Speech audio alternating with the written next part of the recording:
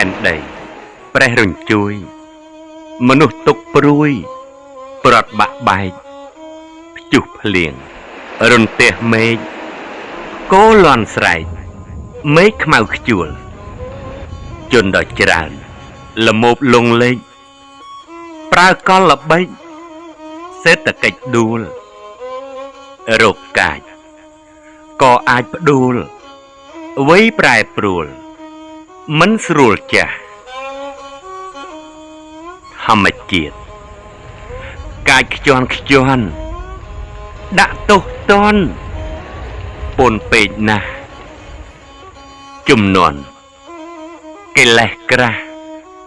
ប្រឡ័យច្បាស់សង្គ្រាមកាយលោកនេះថាកាយហើយ